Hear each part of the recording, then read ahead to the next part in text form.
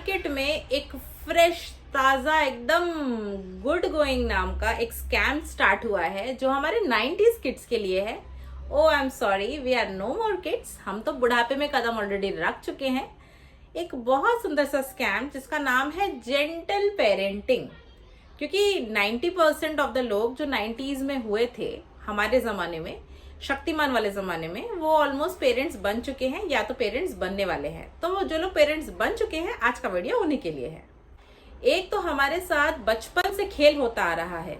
बचपन में हमको क्या सिखाया जाता था कि माँ बाप भगवान का रूप होते हैं, तो हमने भी वही मान के सब कुछ किया। माँ बाप की बात सुनी, डांट सुनी, मार भी खाई, और अगर हमारा मूड कभी खराब भी हो जाता था तो भी हमको पहले से ही हमको बात करना पड़ता था। मतलब माँ बाप हमको मनाए, ऐसी किस्मत हमारे 90s किड्स की तो कभी हुई नहीं। अगर किसी की हुई तो कमेंट में बता देना। और पापा जैसे ही घर आते थे वैसे ही हम लोग डर के पढ़ने वढ़ने बैठ जाते थे, अपने अपने काम पे लग जाते थे।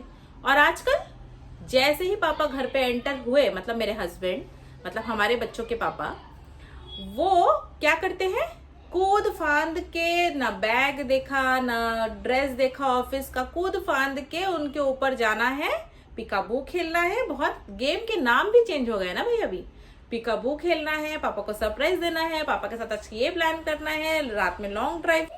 हमारे फादर तो संडे को ही हमको कहीं ले जाए तो वो हमारी किस्मत होती थी। बस हमको ये था कि तुमको खेलना है, कूदना है भाई बहनों के साथ। उस जमाने में हमारे भाई बहन भी हुआ करते थे ना। अभी तो सिंगल चाइल्ड है सब लोग, मैक्सिमम 2 है, मिनिमम 1 है। तो उस टाइम पे जो भी तुमको खेलना है, कूदना है, फांदना है, सब कुछ करो, लेकिन लिमिट में करो। क्योंकि हमको पापा का डर भी होता था ना, और मम्मी भी डांट देती थी, नहीं तो मम्मी तो 2-4 लगा भी देती थी। लेकिन आजकल हमारी मजाल है जो हम बच्चों को मारे। वो जेंटल पेरेंटिंग का भूत चढ़ा हुआ है ना हमारे सबके माथे में, माइंड में जेंटल पेरेंटिंग का भूत चढ़ा हुआ है। थाली सजा के बैठे हुए हैं कि जेंटल पेरेंटिंग करेंगे, अच्छी पेरेंटिंग करेंगे, और ना जाने कैसे कंपटीशन चल रहा है कि उसके बच्चे का बर्थडे ऐसे मनाया, हमारे बच्चे का बर्थडे और अच्छा मनाएंगे। उसके बच्चे को उसने ये ड्रेस दिलाया, हम बच्चे को और अच्छा। हाँ, तो थोड़ा सा टॉपिक से मैं भटक गई थी। आते हैं मेन मुद्दे पे, मेन टॉपिक पे। माँ बाप भगवान का रूप होते हैं, ये मान के तो अब तक मैं चल रही थी। उसके बाद जब मेरा बेटा हुआ, जब हमारे बच्चे हुए, तब मुझे लगा कि वाह भाई, अब मैं किसी के लिए मैं भी भगवान का रूप बन जाऊंगी। उस टाइम पे ही एक ट्विस्ट हो जाता है।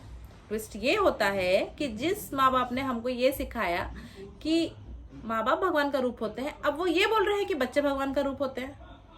तो मैं कंफ्यूज हूँ कि ये बच्चे भगवान का रूप होते हैं।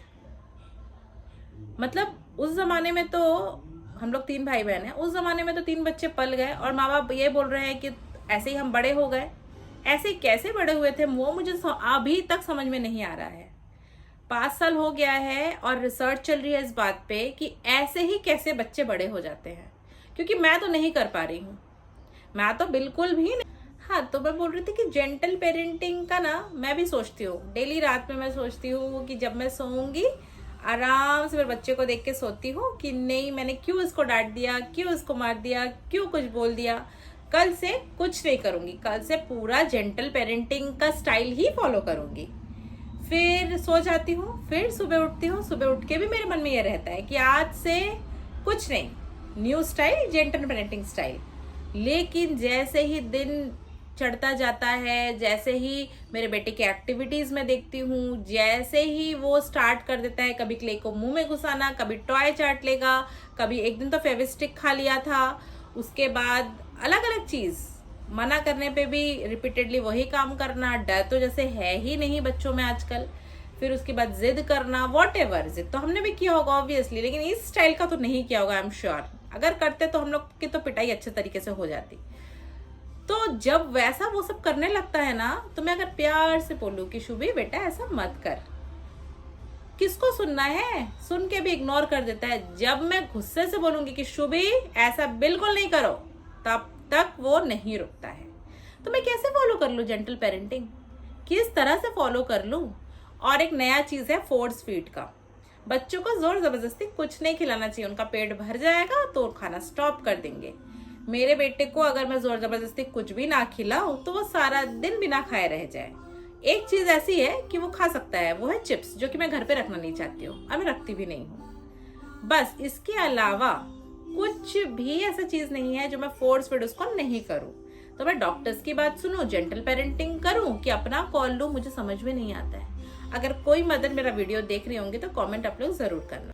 और अगर वाकई में जेंटल पेरेंटिंग एक गुड पेरेंटिंग स्टाइल है तो हमारे जमाने में वो क्यों नहीं था? हमारे जमाने में तो बाकी सारी चीजें थी, सिर्फ इस चीज को छोड़ के। जैसे ही हमारा दौर चले गया, अब हम जब माँ बाप बन चुके हैं, पेरेंट्स बन चुके हैं, तो हमारे जनरेशन में एक बहुत नया स्कैम आ चुका है। जैसा हर कुछ छोड़ के हम सिर्फ जेंटल पेरेंटिंग करते रहे। माना कि कुछ सुख सुविधाएं हमारे जनरेशन के लिए ज्यादा है, जैसे कि डायपर है और गले में जो भी पहनते हैं वो है, वॉशिंग मशीन्स है, एक्सेट्रा एक्सेट्रा। माना वो सारी फैसिलिटीज हमको मिली हुई है, घर पे मेड भी लगा दिए हैं, जिनको जरूरत है वो ने कुक भी लगा दिया है, सब कुछ है, स्मार्ट टीवी है, फोन है, इंटरनेट है, वाईफाई है, सब कुछ है, जिसके लिए हम बच्चों को थोड़ी देर के लिए हो सकने से भी डाइवर्ट कर सकते हैं। लेकिन उसके साथ साथ मुसीबत भी तो डबल है। मुसीबत भी तो डबल है। आप लोग जरूर बताना आप लोगों के क्या विचार है। रिलेटेबल लगा होगा वीडियो तो जरूर से शेयर कर देना, सारी मॉमीज के साथ, सारे पापास के साथ, जो भी पेरेंट्स टू बी है उनके साथ। और thank you so much watch करने के लिए यहाँ तक।